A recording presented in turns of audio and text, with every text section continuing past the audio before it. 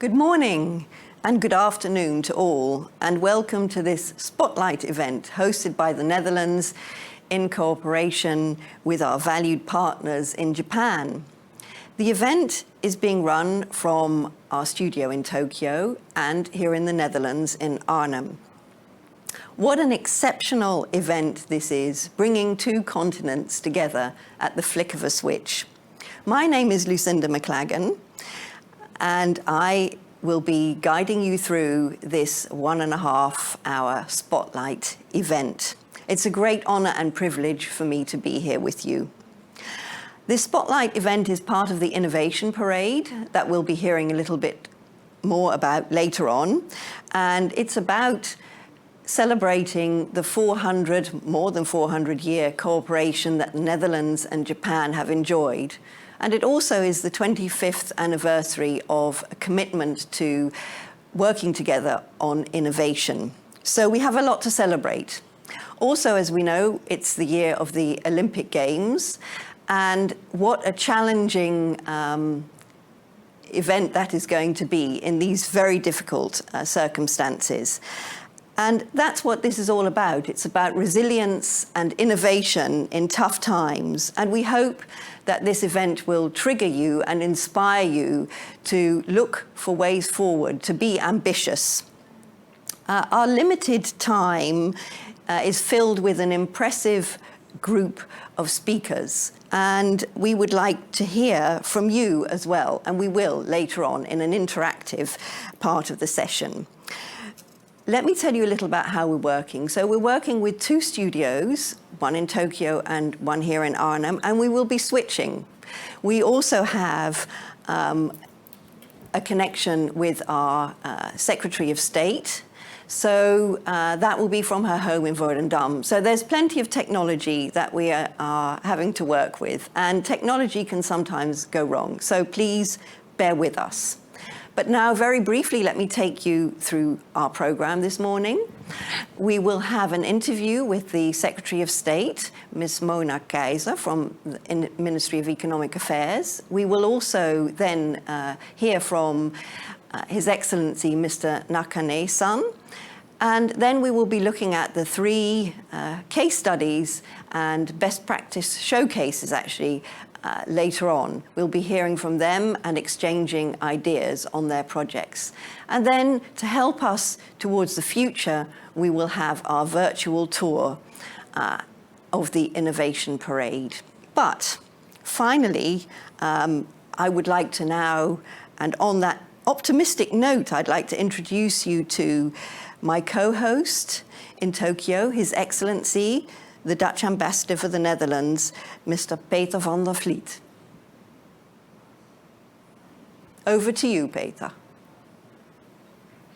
Thank you very much, Lucinda, and hello and konnichiwa from the studio of the Dutch Embassy here in Tokyo. I am delighted to be your co-moderator today for this event on the Tokyo side on the Innovation Parade. So what we aim to do is to celebrate what the Netherlands and Japan have been doing jointly in the field of innovation, to present you, as Lucinda said, with some specific examples or showcases, and hopefully also to inspire you to take Japanese-Dutch cooperation in innovation to the next level. Many of you will know that the ties between Japan and the Netherlands are more than 400 years old. In a way, the foundation of where we are today was laid 4 centuries ago. It all started with trade. The Dutch had a trading post in Hirado in Kyushu, and later, in 1641 to be precise, relocated to the artificial island of Deshima in Nagasaki, also in Kyushu. For over 2 centuries, the Netherlands was the only Western country allowed to do business with Japan until the middle of the 19th century. So was it only trade that the Dutch did with Japan? Oh no, not at all. Even though Japan was close to the outside world, the Japanese establishment was very interested in understanding what was going on outside of Japan. So the Dutch provided a so-called window on the world, or window on the West, with journals containing information about developments in the world of politics, but also the latest and greatest discoveries in science and engineering. Knowledge about, for instance, astronomy, anatomy, medicine, chemistry, to name a few, reached Japan via books and sometimes via researchers and scientists who traveled along with the traders. So innovation was already taking place back then. Now, to be able to read Western journals and books, the Japanese had to learn Dutch. And that may be the reason that quite a few Japanese basic medical and other words are direct translations from Dutch, such as morphine, kompas, and otemba. Now, this knowledge that entered Japan was called Dutch learning, or rangaku. Now let's flash forward to 2021. Nowadays, we live in a much more connected world, where knowledge is spreading ever faster and wider. This has led to more activities between our two countries in joint research and development at universities, research institutes, and in companies. In established fields such as water management, chemistry, and high tech, but increasingly these days also in digitalization, such as in fintech and cybersecurity, smart agriculture, and smart manufacturing. Now, as Lucinda already said, during this event, we will illustrate some success stories of working together in innovation. It is just a small selection of a larger set, which is showcased on Team NL Tokyo Expo, the website. So if you want to start your own innovation journey, go to teamnltokyoexpo.com to find more examples and best practices. Once you enter Rangaku Now, you will see an imaginary fan-shaped island inspired by Deshima. Click on the building called Innovation Parade to see all the stories. Because of the COVID-19 situation, we had to innovate here at the Dutch Embassy in Tokyo as well. We found new ways to communicate and to work. And we built this digital studio, for instance. And through the Team NL Tokyo Expo platform and the Innovation Parade, we continue to promote business and innovation by exchanging ideas and to learn from each other. That is why we have called it Rangaku Now. Now let's go back to the studio in the Netherlands to hear more about what's going on in the Netherlands. Lucinda, back to you. Thank you, Peter. I hope now that if technology allows, we will join the Secretary of State. Good morning. Good morning. Konnichiwa. Very welcome. It's wonderful to have you here with us in the studio, but via your, I believe, home office in Volendam. Yes, it is. Correct? Yeah. So I would like to welcome you, Secretary of State Mona Keijzer, to this event. You have been a member of, or are a member of the Dutch Cabinet, have been since 2017. And we are very happy to have you with us. You have recently been to Japan virtually and are now returning to us in a way. And we have a few minutes to talk a little bit about your experience and why Japan is so important to us and to cooperation. Yeah, well, thank you very much. Thank you very much. Our ambassador just talked about our history, which dates back 400 years. So that's why it's important, because we go way back with each other. But that's not the only reason. Like you said, I was virtually visiting Japan last February, I think that it was. And even when we are virtually connected, I remember the talk I had with high-level persons that time. But even when it's virtually, you realize how closely connected we are. It's a country with similar challenges and values as the Netherlands. We are well aware that Japan is the world's third economy, and of course a huge investor in the Netherlands. What we also share is our drive to innovate. As one of the leading nations in the fields of scientific research, technology, machinery, and medical research, Japan has one of the world's largest budgets for research and development. It invests 3.5% of its GDP in technological research and innovation. 80% of these investments originate from the private sector. I expect that Japanese entrepreneurs also take an interest in the Netherlands. We are the EU's second most innovative country and the world's fifth global leader in innovation. And Japan and Japanese investors have built a strong reputation for delivering technology and advances and products that makes a difference. Technologies that enhance people's life are Japan's specialty. Japanese cars, motorcycles, electronic medical devices, and cameras have been impacting people's life all across the globe for generations now. However, in these dynamic domains, leading positions are never self-evident. Both our countries and companies have to look ahead for fresh, new perspectives. And by working together, Japan and the Netherlands can look ahead together, strengthening the economies and societies of both our countries for years to come.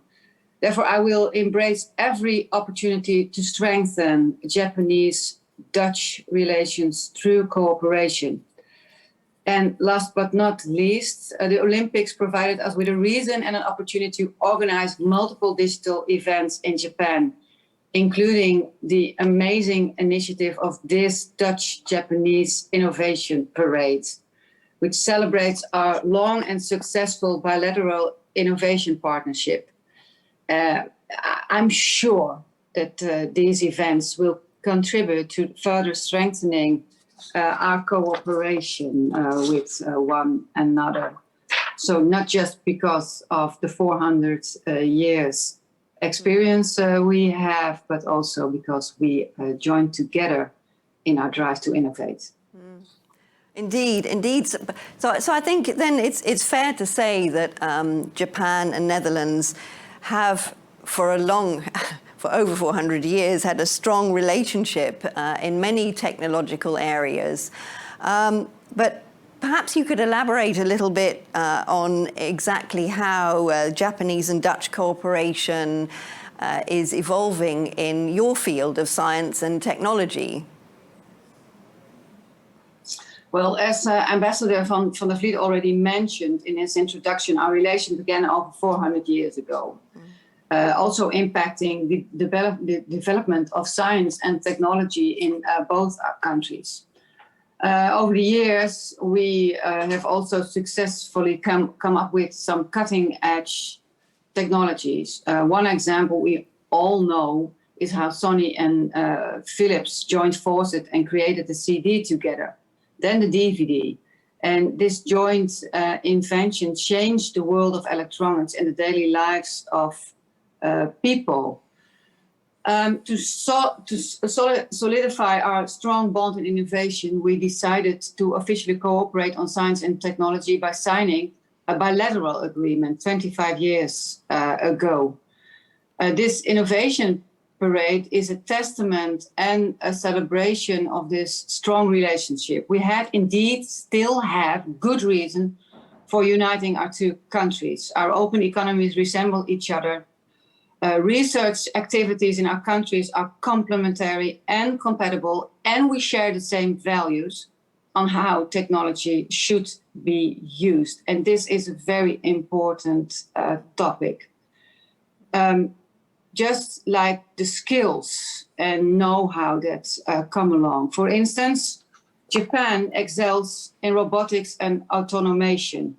The Netherlands in semiconductors and mechatronics engineering, fields that are very compatible. Or think of the aerospace sector, where Japanese and Dutch companies benefit much from the cooperation. But really, also the shared values is very important. We are entering a future where we can't imagine how technology will change our lives and how we work with one another, how relationships are formed. And then it's important, especially because of the fact that technology will be such a big part of it, that the values behind the technologies are in sync.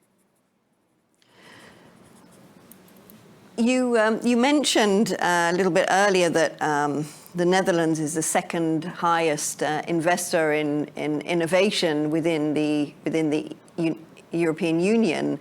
How does the Dutch innovation policy look, and how does that support this cooperation in innovation in science and technology? Well, I think that our innovation policies are very complementary. Both Japan and the Netherlands have a supportive innovation ecosystem with encouraging governmental policies and active collaborations between company, knowledge institutions, private sector, university, and so on. And both the Netherlands and Japan, societal challenges are the driving factor behind our innovation policies. We have a mission-oriented approach. That's the word. With this approach, we are working on key technologies that can offer solutions. For example, climate issues. It has to be water robust, sustainable. It has to be healthy and safe. Our past provides inspiration for the solutions we find for today's challenges. One example, and it originates from the 1950s, are the Dutch Delta Works. It was one of the most ambitious projects, which was supposed to protect us from the rising waters after the disastrous floods of the 1950s. However, our endeavors from the past were mainly technically complicated. Today's issues are much more complex. Social aspects, complex international value chains, and different geopolitical realities are but a few of the aspects which in today's world make things more difficult to find solutions. So I hope that Dutch and Japanese companies can work together to solve all those issues. And as we work on finding solutions and achieving our missions, our experience can be used by one another. We are, for instance, very innovative in the area of agri-tech. This does not only make our small country one of the world leaders in agriculture export, it also allows us to contribute to solving global challenges such as sufficient and sustainable food production all across the world. On the other way around, we can benefit from Japanese innovations. For example, to help deal with the aging Dutch population, or to use the outcomes of the Japanese vision of Society 5.0 to inspire also a Dutch zero-waste society. Well, these are the examples where we can work together. I was pleased to hear that Japan also underlines international cooperation as an important part of the Japanese strategy, like moonshot and the aforementioned Society 5.0. The Innovation Parade, an exhibition hosted on the website. I see it here. teamnlexpo.com. That's the word. Showcases further examples of innovation created by Japanese and Dutch partners. In many fields, we find each other, such as in life science, as a hub or organoids and Yamaha motor. We'll tell more about shortly after this introduction. Well, there also it's visible the cooperation in the streets of Amsterdam, where Giken Europe, together with Gebroeders de Koning and Van Gelder, will reconstruct Amsterdam's famous canal walls in an innovative and eco-friendly and sustainable way. So we can only tackle those big challenges that society is facing by harnessing the power of technology. I'm convinced of that. And for companies, it's profitable to contribute to those challenges. So they should, they must, and I'm sure they want to cooperate to work on this together. I fully agree, and they should and must. But I think one of the issues is often financing, and how do we finance these things together. I think it would be interesting to hear a little bit more about how public-private partnerships works in the Netherlands, and how do we deal with that? Yeah. Well, public-private partnership, of course, we all know what it means, that private companies and government bodies or civil society organizations work together. The partnership may be solely financial through sponsorship, for example, but may also involve a more concrete collaboration. It's based on two principles. Both parties invest in the project, so government and companies. This can be done in a financial sense, manpower, materials, or in an expertise-related sense, knowledge and networks. And second, the parties contribute to a society and often also commercial purpose. An example is the Partners of International Business, or PIB instrument, where a coalition of companies, governments, and academia work together for 2 or 3 years to enter a new international market. The governments help with these first steps, like feasibility, matchmaking, diplomacy, networking, knowledge exchange, and it supports 50% of their costs. For Japan, we have several of these programs, like the cybersecurity PIB. This partnership has been very successful and led to an MOU between the Dutch cybersecurity firm Compumatica and the Tokyo electronic power company TEPCO, or a joint service delivery via a partnership of the Japanese IT consultancy firm GSOL and the Dutch cybersecurity company firm Rea QTA. I'm not sure how to pronounce it, I'm sorry. The official ending of the program will be celebrated during the Cybersecurity Knowledge Summit, held next Monday and Tuesday via this Team NL Tokyo platform.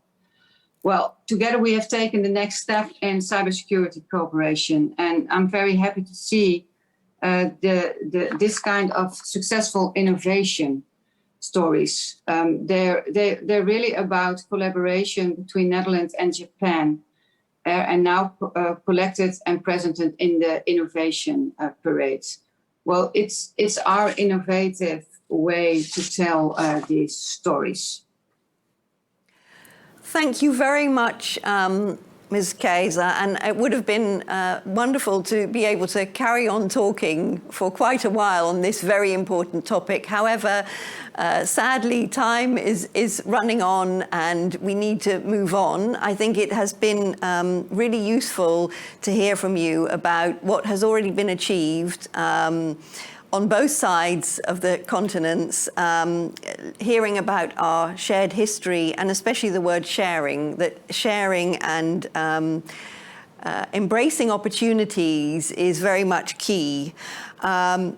We would like to thank you for your time, and you're welcome to stay with us for a little while. Well, thank you very much, and I hope that the COVID pandemic will be over in such a way that we can come together, either in Japan, we to Japan, or the Japanese in the Netherlands. But because nothing beats real life contact, so I'm looking forward to that. Thank you very much. Thank you. And now I'd like to go to our studio in Tokyo so that we can hear from our speaker there. Peter, the screen is yours. Thank you very much, Lucinda. And before I introduce our next speaker, I would also like, on my part, to thank State Secretary Keijzer for her introduction and for giving us so many examples of previous innovation and technology cooperation between Japan and the Netherlands, and also for pointing out various sectors where there is more scope for such cooperation.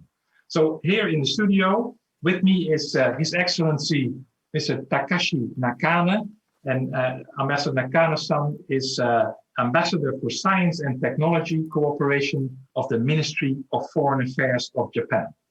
And Ambassador Nakane had many postings during his distinguished career in Japan, but also outside Japan, in countries such as Germany, Austria, and South Korea.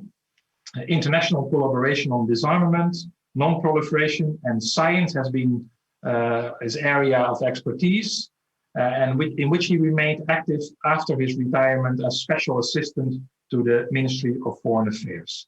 Since 5 years in that role, he has been building bridges for international cooperation in science and technology. So, Ambassador Nakane, the floor is yours. Thank you, Your Excellency, Ambassador Peter van der Vliet, Ms. Maria Cornelia Hesina Keijzer, State Secretary for Economic Affairs and Climate Policy, distinguished guests and audience. I am Nakane Takeshi, Ambassador for Science and Technology Cooperation, Minister of Foreign Affairs, Japan. First of all, I would like to express my sincere appreciation to Ambassador van der Vliet for your invitation, and it is a great pleasure for me to join this commemorative event today. As already mentioned, Japan and the Netherlands have excellent long-term relations over the centuries, and we accelerated our cooperation in recent years in various fields, including policy, economy, culture, and people-to-people exchanges. The importance of our overall relationship was reaffirmed by our foreign ministers last month on the occasion of the G20 Foreign Ministers meeting.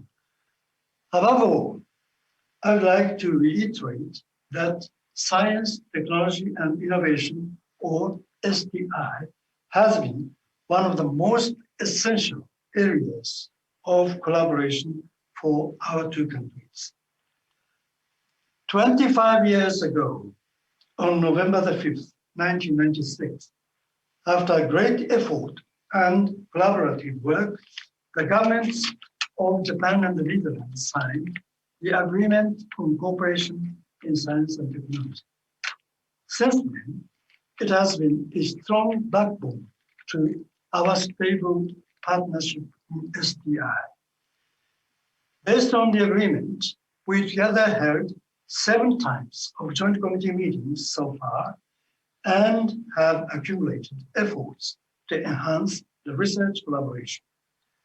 At the last meeting that I myself co-chaired in 2019, we discussed the ongoing activities and the prospects in specific areas such as nanotechnology, quantum technology, hydrogen and energy, as well as satellite 5G. I believe these topics are still relevant today.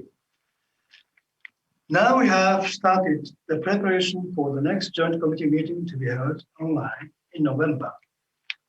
Due to the global pandemic, we cannot meet in person, but I wish the next meeting will have another great success. I am sure it will further accelerate the STI cooperation between Japan and the Netherlands. Last but not least, today's Innovation Parade event is a great occasion for us to reflect on the continued close relationship, not only between the governments, but also among research institutions, private companies, and other STI actors. Taking this opportunity, I would like to congratulate everyone involved on this 25th anniversary of the signing of the agreement. I very much look forward to hearing the success stories of the innovative collaboration and wish today's event will be fruitful. Thank you very much. Thank you very much, Ambassador Nakane. And you mentioned the last joint committee meeting in 2019. That's actually where we met for the first time in The Hague before I started my posting here in Japan. So hopefully the next meeting in November, although it's online, will be successful as well. So let's move on. We have two more speakers here. So if we all move up a little bit, and since we need to observe social distance, we will put the face masks on. I would like to introduce Ms. Lina Okajima, CEO from ALE, and ALE is not a beer, but ALE stands for Astro Life Experience Company. And next to Ms. Okajima is Mr. Yuichi Hikichi, General Manager from the Medical Device Business Division at Yamaha Motor. Welcome. You are here with us to tell us more about your success story in innovation. And in the next 35 minutes or so, we will highlight 3 stories in completely different areas: in construction, in life sciences, and in aerospace.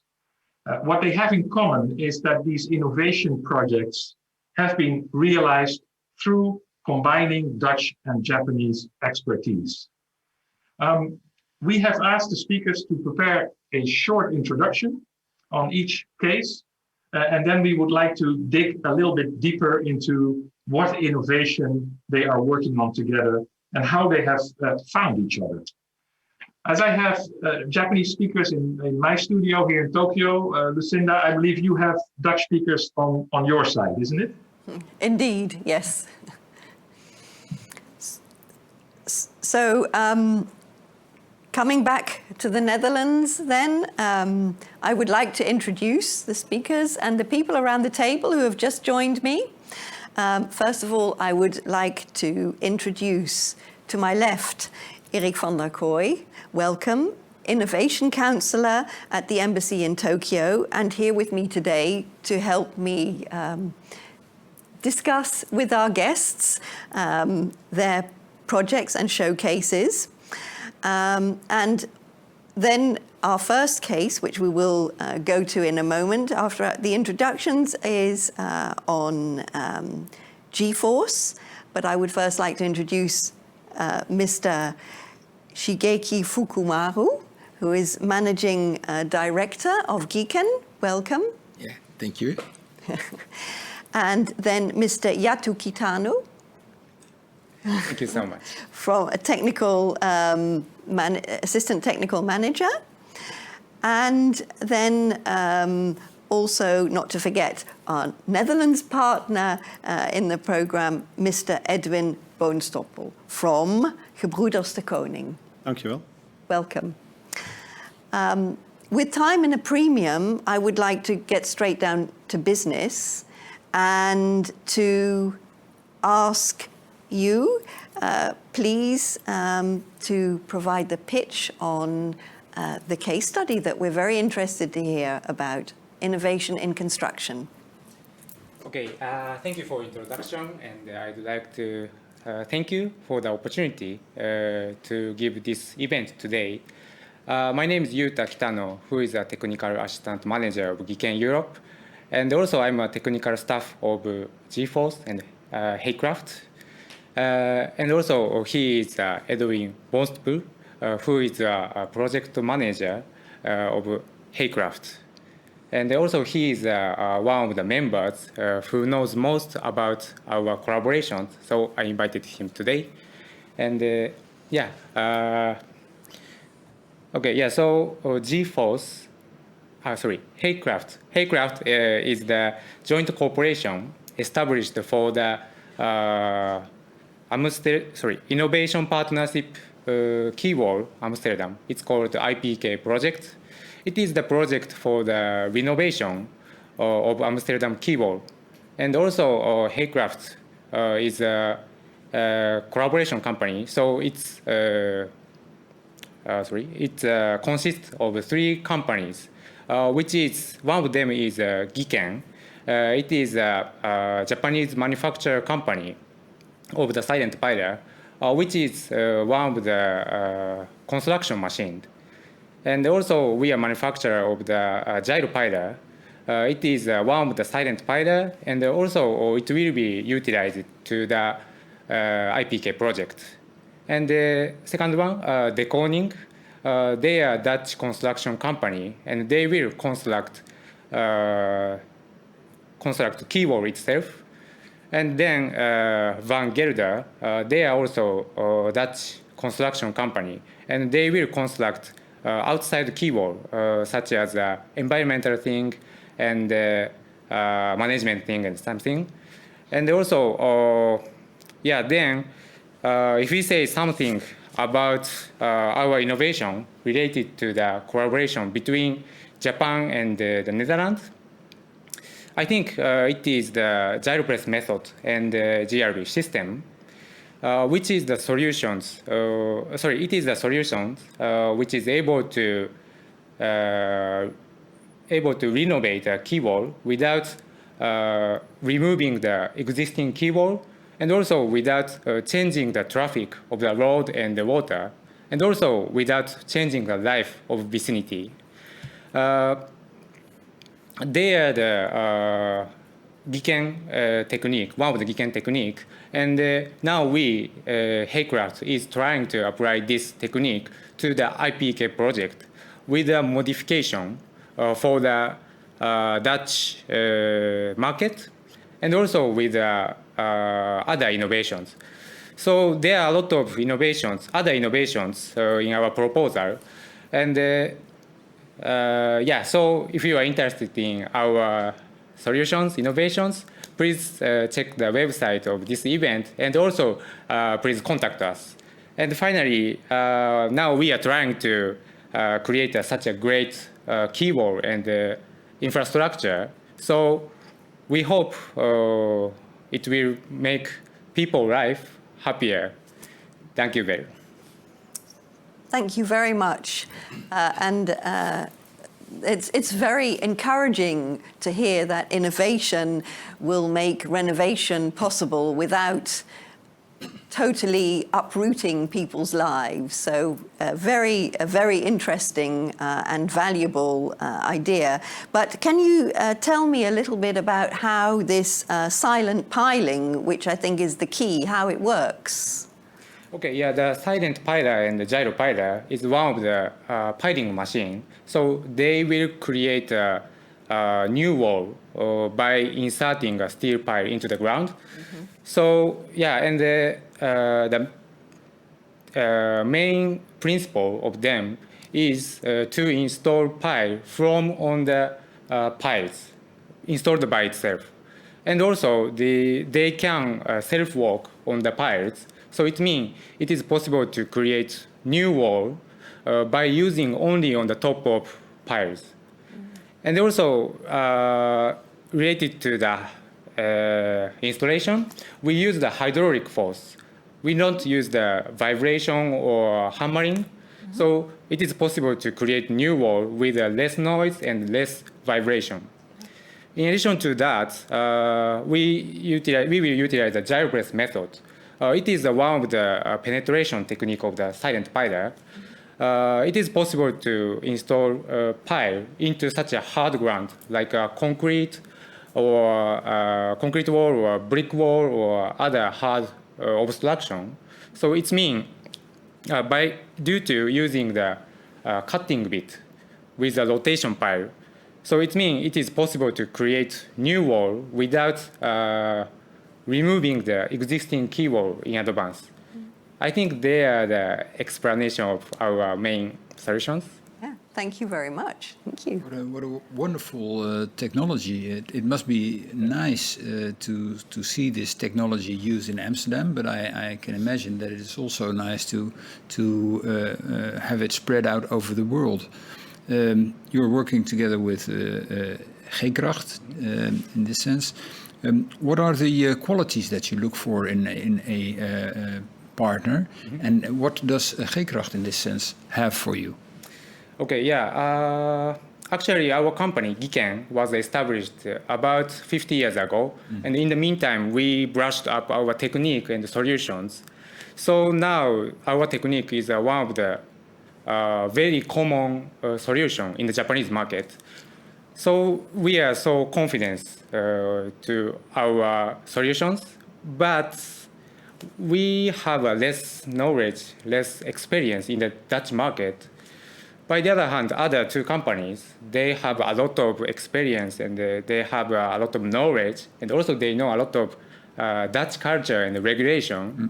So, and also they have own strongest, all advantage technique and knowledge. So through this collaboration, we would like to mix each advantage, and then we would like to spread our solution to the Dutch market, and somewhere needs our solutions. Yeah. Okay. So maybe a question to you, Mr. Boonstoppel. When will G-kracht start in Amsterdam? Are you already applying it, or will it start soon?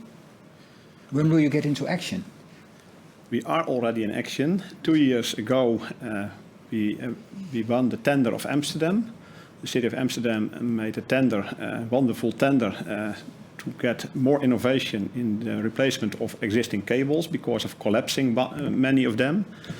And 2 years ago, our combination won the tender, and we are busy already 1.5 years with working out, elaborating the tender and our innovation. And we did it with a reference case, so it was a fictive case we had to work out.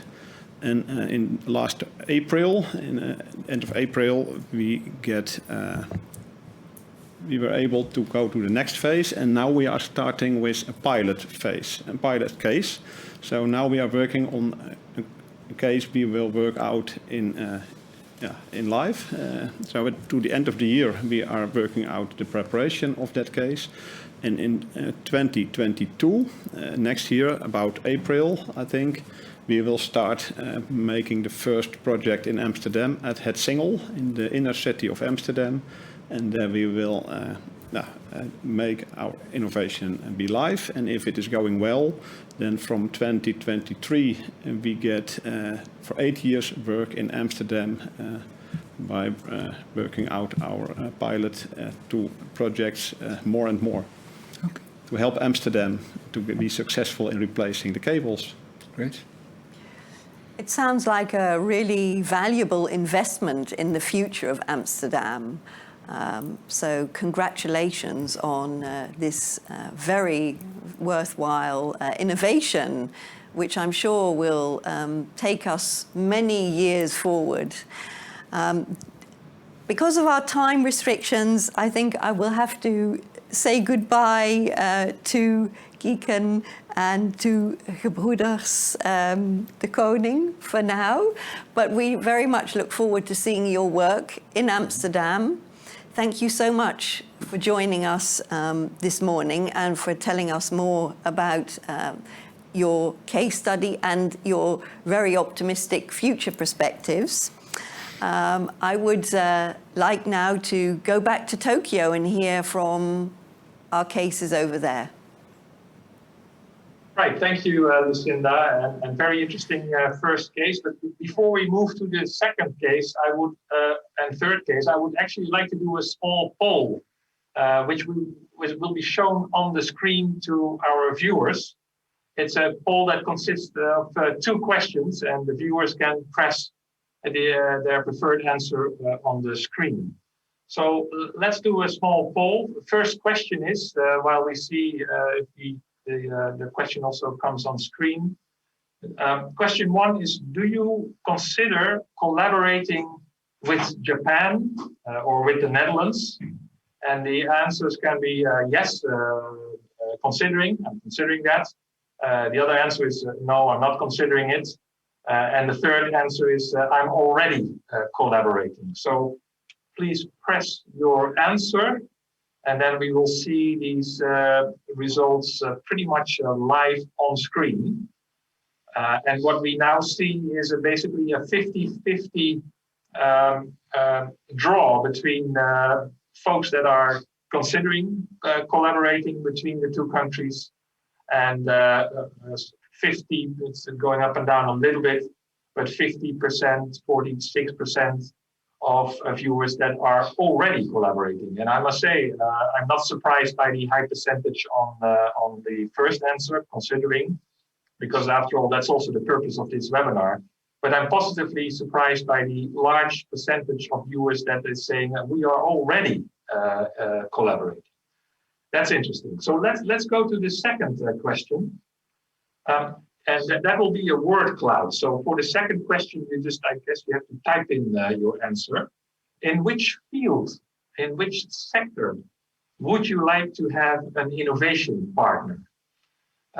So just type in what comes to mind. In which field or which sector would you like to have an innovation partner? And you can also draw from State Secretary Keijzer's many examples of sectors where there is scope for further cooperation in the field of science and technology and innovation. So let's see if we can get any answers. The first answers are coming in, and if participants give the same answer, I presume the answer will grow into a word cloud, so it will become bigger. Quite interesting what we're already seeing. Sectors that have been mentioned before: quantum, robotics, agriculture, horticulture, I presume that's smart agriculture. Autonomous shipping, very interesting. That one we didn't hear before, so that's a new one. Life science, construction. And construction, of course, we have as a case also here. Horticulture is now leading the pack because horticulture is getting bigger, so that means it draws more answers.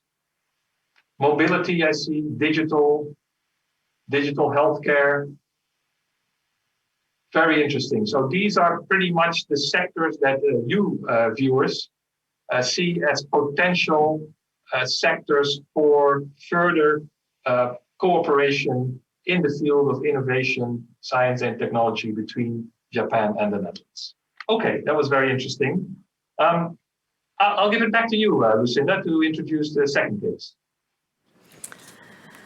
Thank you very much, Peter. And that is indeed very interesting. And we will move on now to the second case, which will be presented to us by Sylvia Boy from Hubertus Technology.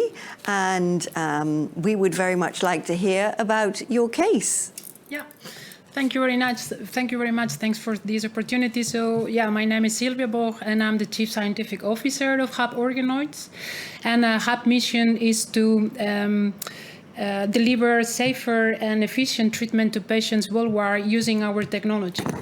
One of the challenges that we've been facing is about the process of drug development. We all are aware that it's a process that it takes time and it's expensive. And actually very little amount of these compounds reach the possibility to treat the patients, to reach registration. And we believe that part of the challenge is because the preclinical models that are available to do this drug development have certain limitations to represent the patients that we want to treat.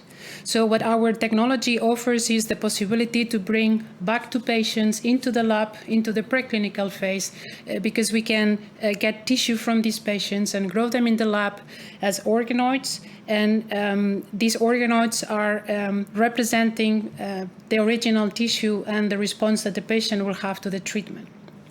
So with these organoids, we are able to test drugs and to see what is the best treatment for each specific patient. Of course, when we have this product developed or these technologies available, automation is an important aspect because we need to make it automated and to reduce as much as possible the material we need to use these organoids and especially to move them towards the clinical side.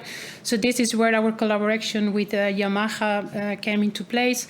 We start partnership in 2019 because Yamaha Motors has developed a specific, very sophisticated robot called Cell Handle that can pick up and dispense organoids in an automated way in a screening plate, still maintaining the viability and the integrity of the organoids. So with this technology, we can reduce the amount of organoids that we can use for the drug screens and help us as a joint effort to have a new application for organoid technology that will be the use of organoids for diagnostic purposes. That is incredibly interesting and incredibly scientific. But if I understood it right, you limit the amount that is needed to work with, thereby speeding up the time. So I suppose the first question is, where do you see this being applied in the future? So, well, actually, we are already using this technology for different type of diseases. Definitely, oncology is a very broad application, but we can generate organoids from solid tumors, and we are already using. We also can use our technology for some monogenetic diseases like cystic fibrosis. And we are also developing now new organoid assays and models that will allow us to have a preclinical model for more complex diseases like inflammatory diseases like intestinal bowel disease, for example, where not only epithelial cells but other cell types are involved in the development of the disease. But is this still in an experimental phase, or is the innovation already on the market and actually being used? Yeah, the innovation is already on the market for the preclinical field, definitely. Hub Organoids can offer services to test any compound for all these fields of diseases in terms of testing compounds, but we also have a program for new development. So if there is any application where organoids may be useful, but there is still not an assay, we have the capacity to develop the assay to address specific questions. And what we are working now, especially in our partnership with Yamaha, is to move now this same application that, as I say, is fully available preclinically towards the clinical area, more towards diagnostics. Okay. And as you say, you're working together with Yamaha Motors, and I think now it's time that we hear from Yamaha Motors, and please, I pass the floor over. Yes, because we have Yukichi here in the studio in Tokyo. Welcome again, Yukichi-san. So I would like to know a bit more about this automation of the drug testing process in the preclinical stage. Why is the cell handler such an important part of this process? Okay, yeah, at first, thank you so much for inviting me this great event. And as Sylvia said, we are collaborating with the Hubrecht Online Technologies. And then through this collaboration, we are our ultimate goal is to evaluate the cancer drug for using the clinical organoids rather than the preclinical drug discovery. So, I mean, I'd like to establish some business to predict which cancer drug is most efficacious for patient. But there are a lot of problems in these processes. For example, as Sylvia said, cancer tissue is a kind of a very heterogeneous tissue, and the amount of the tissue taken from patient is very limited.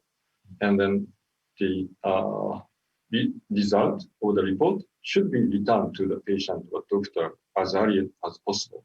So we think there are a couple of points in which the cell handler, our product, is can be efficiently involved. For example, the speed or accuracy is the most unique point of our product, which is from the DNA of the Yamaha motor. And the second is the accuracy. Cell handler can pick particular cells even in small organoids. So that leads us to a reduction of the materials. So, and of course, it causes the reduction of the culture period, so that we can report the result to patient earlier. So through this collaboration, we'd like to provide such services to cancer patients in the future. Right. Well, that's a very honorable goal, I must say. Now, Yamaha motor, most people know, of course, from the motors and motorcycle business. I mean, I had no idea Yamaha motor was also active in this field. Could you explain what else you do in the medical devices or pharmaceutical industry? Okay. Yeah. In order to expand our function of the cell handler, we are now collaborating with Japanese venture company. Sorry, not Dutch company, but they have already actually identified the anti-coronavirus antibody from the convalescent plasma. So they have a technology to pick the single B cells. Single cell is individual, very small cells, usually less than 10 micron. So it is very difficult to pick. So through such collaboration, we are developing the single cell picking system. So actually, unfortunately, in this process, they didn't use our cell handler, but in the future, I hope Yamaha can contribute to the treatment of the next pandemic. Yeah. Very fascinating stuff. And I would like to thank both Sylvia in the studio in the Netherlands and Yuichi-san for your contribution and for speaking on this case. Then we have one case left, case number 3. Dawn Aerospace and Astro Life Experience, AIL. Welcome again, Ms. Lina Okajima. Why don't you give us your pitch about this cooperation? You have the floor. Yeah. I do. Yeah, please. Yeah. Can I? Yeah. Okay. Okay. Thank you. So I'm Lena, CEO and founder of AIL. So our company is a space startup in Japan, and our mission is make space closer for all of us together. And our vision is to contribute sustainable development of humankind with science. So this is our vision. So to achieve this vision and mission, we have 3 businesses. The first is Sky Canvas. We are doing space entertainment and now creating artificial shooting stars. And the second is atmospheric data business. We are collecting the data for predict climate change and accurate weather forecast, especially abnormal events. And the third is to creating devices called electrodynamic tether. It's the device to prevent satellite to become space debris. Today, I focus on Sky Canvas businesses because we have collaboration with Dawn Aerospace from Netherlands. So let me explain how to create our shooting stars. So we build a satellite, and satellite contains many small particles, 1 centimeter metal ball. And we launch satellite to outer space, and satellite around the orbit. Satellite releases the particles into the atmosphere. Then this particle burn up very brightly. We can see this phenomena as a shooting star from the ground. This is the mechanism. So in order to deliver our shooting star safely, so we need our satellite requires robustness, reliability, and safetyness and accurate releasing system. So we met Dawn Aerospace. So our shooting star can't deliver with safety without Dawn Aerospace.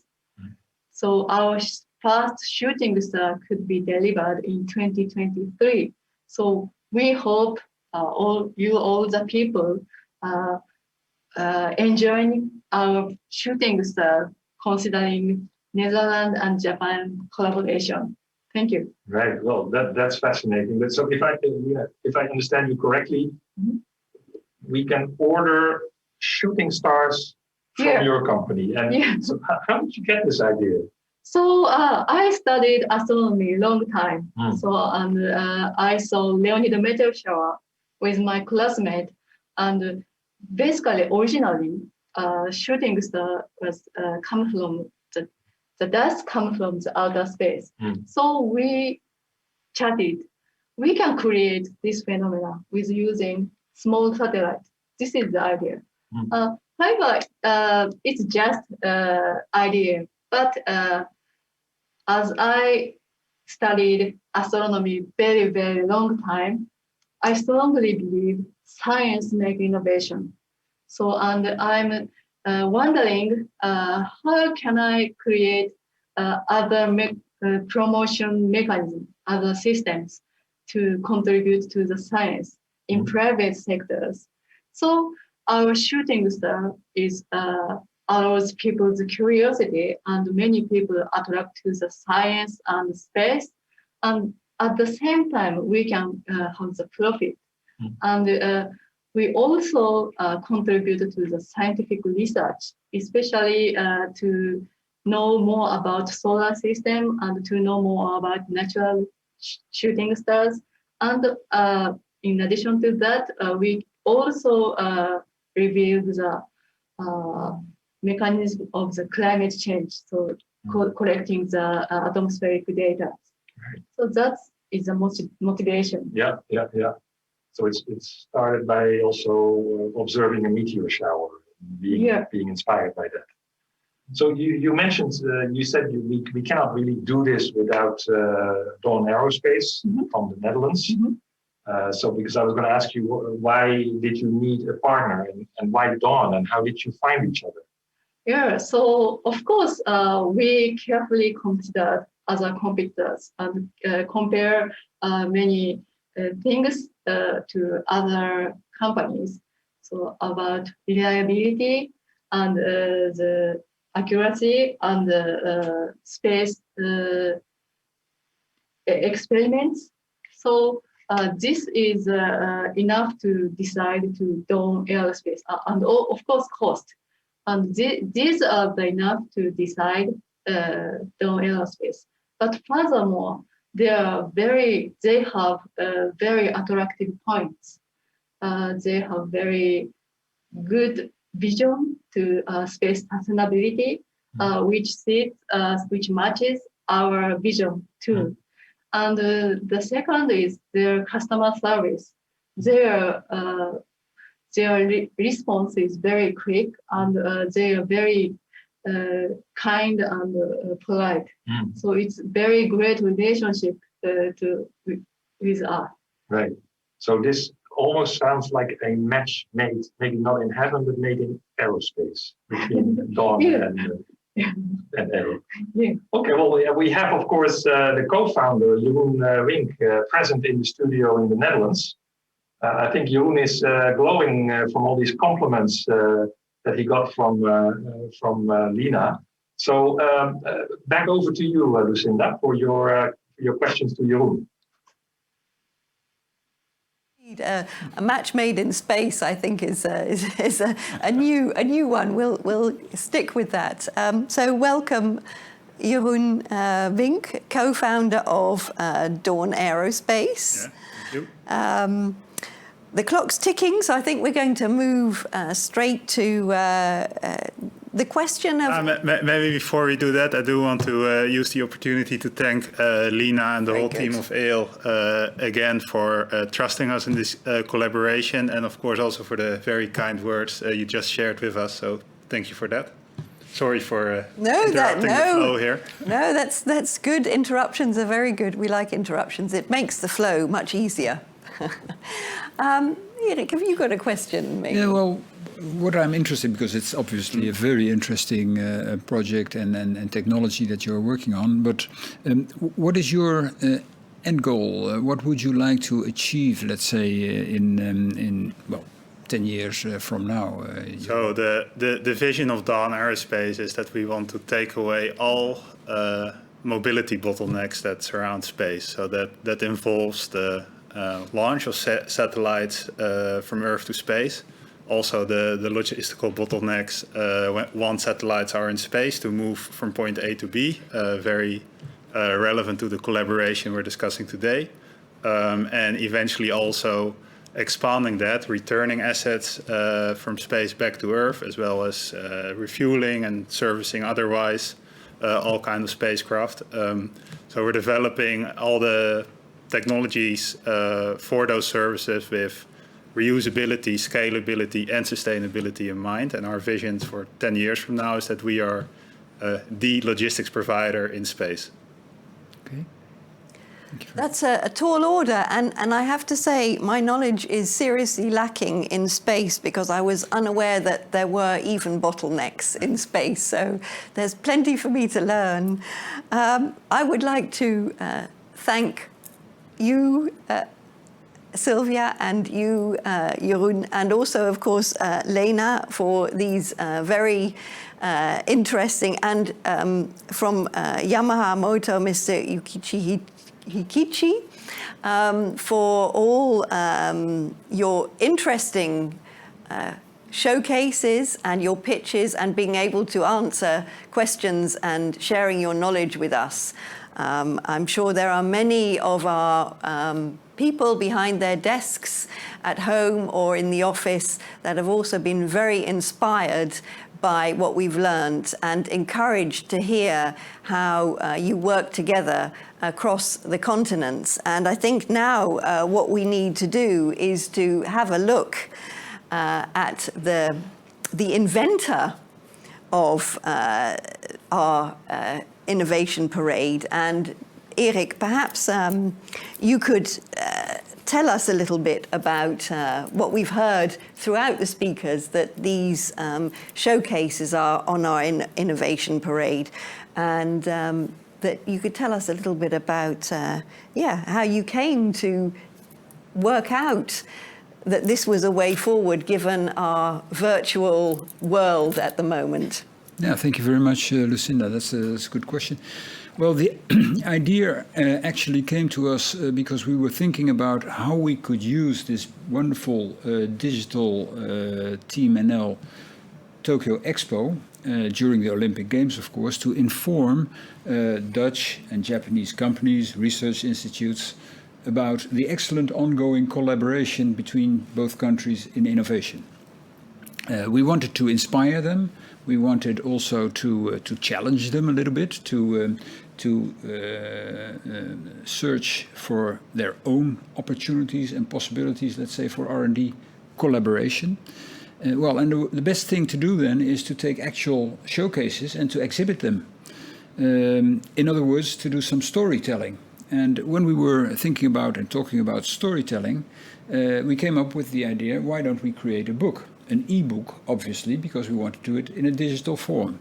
And for my feeling, it also had to be, let's say, something festive, a celebration, because we're celebrating in the end this 25 years and the long history between the Netherlands and Japan, not only in trade, but also in science, technology and innovation. So we came up with this idea about this ebook, and we chose to give it the name Innovation Parade. The parade, because that has let's say, a festive connotation to it. And we also decided to illustrate the cases so that when people go through the book, they can also have fun. Well, together with the colleagues in the team, the innovation team in Tokyo, we worked closely together with this creative company called Sync and with this amazing illustrator called Magos. That is more or less how the Innovation Parade, as you can visit it nowadays or can see it online, has come to be.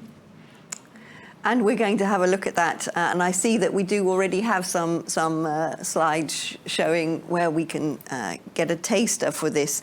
But perhaps before we go to that, you could let us know a little bit how that links up with your daily job as innovation counselor at the embassy in Tokyo. Yeah. Well, our innovation team at the Dutch embassy in Tokyo is actually part of a global network, the Netherlands Innovation Network. We have, in this network, we have offices around the world.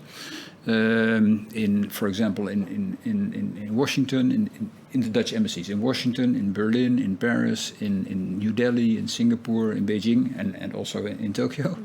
What we do is we try to, let's say, facilitate, promote international R&D collaboration between the Netherlands and the countries where we are based in. And in that way, we, let's say, help to implement the international knowledge and innovation agenda of the Dutch government. What we do is we organize missions, we set up seminars, we organize webinars, facilitate matchmaking.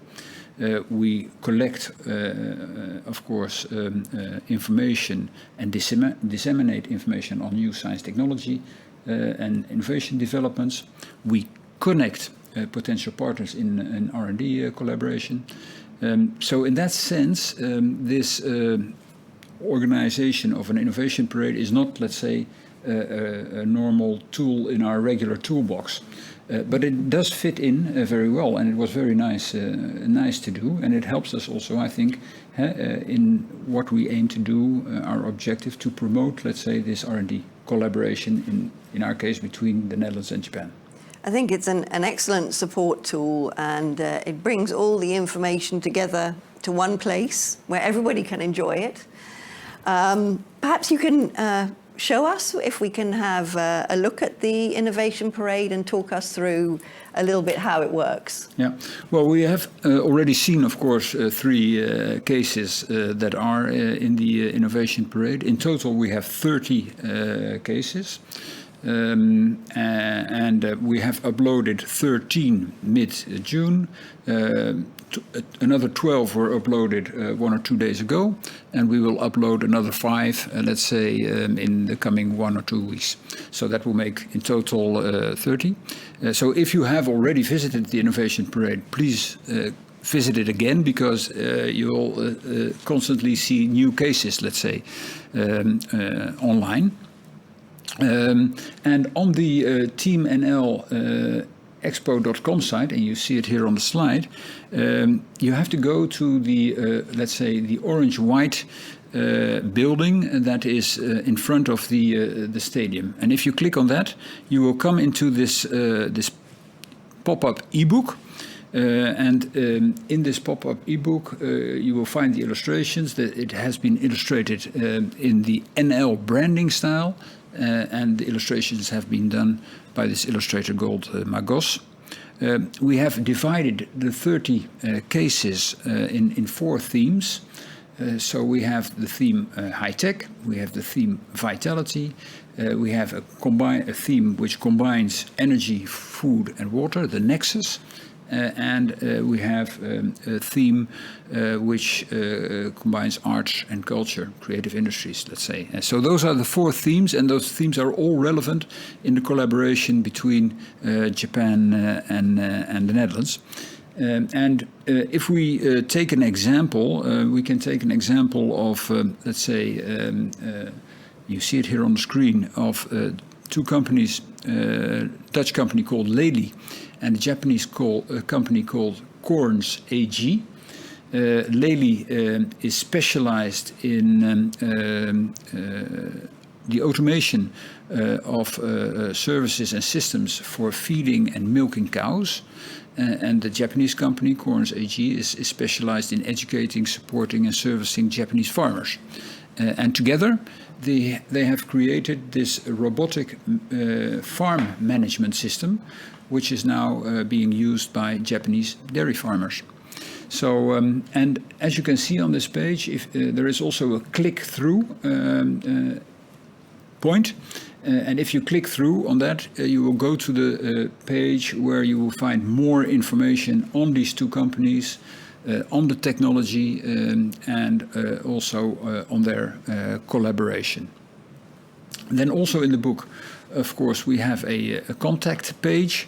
And in this contact page, you will find, let's say, all the companies, R&D institutes, and organizations that are involved in all the showcases with their contact information. So if people are interested, they can go to this contact page and click through and find the coordinates of the case holders. Also, there is, of course, information about our team in Tokyo and our innovation team and our Netherlands Innovation Network. So if people are interested in to know more about the collaboration between or want themselves see opportunities to collaborate between the Netherlands and Japan, most welcome to contact us. Well, in the end, we invite everybody to take a look in this innovation parade. We hope they get as much and good information as possible. We hope also that it challenges them to explore their own R&D opportunities. And in the end, we also hope they have fun because as I said, the Innovation Parade is also something festive. It's a celebration. So people also have to have fun when they look at it. Thank you very much, Erik, for that trip through the virtual tool. And given that we can't all come to Tokyo and show off the showcases ourselves, I think this is really a great way to open up so much information to a much wider public. I mean, we have, there are a lot of disadvantages with the Corona lockdown, but one of the advantages is that we've learned to deal with these kinds of tools more and open up information to a much wider public. So congratulations on that not only very informative, but also incredibly creative way of presenting information and facilitating cooperation and partnership. And sadly, this takes us to the last part of the program, which is the wrap-up, because our time is running out very quickly. I think today has shown great examples of cooperation, partnership in innovative areas that I wasn't even aware existed. So for me, at any rate, it's been very much a learning experience. But also, I think it's shown how well people can work together despite the distance. And I think that's maybe what we wanted to bring to the table today, to encourage and endorse people who maybe are on the edge of deciding whether they want to move forward with cooperation. Sometimes it can be very daunting, and you want to cooperate, but it seems like mission impossible, so you don't go ahead with it. But I think thanks to our very nice showcases, we've seen that it can work, and that maybe mission impossible can turn into mission accomplished. So we've had prominent guests. We've had our State Secretary from Ministry of Economic Affairs. We've had the Ambassador for Science and Technology in Japan. We've had our experts around the table, both in Tokyo and here, telling us about these excellent cases and encouraging us to move forward. But we've also had a wonderful tour on the Innovation Parade, which has shown us where we can find more information. I think it's been a truly encouraging and inspiring presentation of information, and I hope it will trigger and tickle people to go for more. And what we need then can offer is that you can go to the website, which is teamnlexpo.com, where you can find out much more. You are always welcome to contact contact people at the end of the book, but also on the website. Generally, there will be information, and the innovation team will be happy to help. On behalf of the Dutch ambassador in Japan and Tokyo, I would like to thank all our speakers, all our prominent guests in the studios and from home. I'm not going to name all of you because I will get so tongue-tied it will be impossible. My apologies for that. But also I would very much like to take this opportunity to thank the people behind the scenes who have worked tirelessly in preparing for this challenging session, both in Tokyo and here in Papendal. Often we forget to mention that they are the ones that make this possible. So thank you all for that.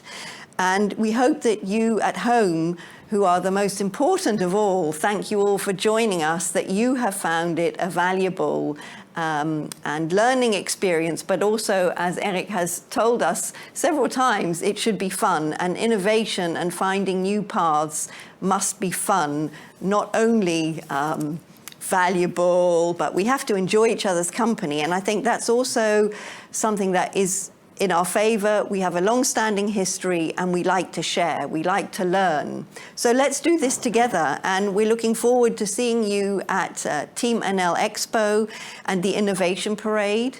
And from all of us here and in Tokyo, we would like to wave goodbye and say thank you. Okay, so thank you.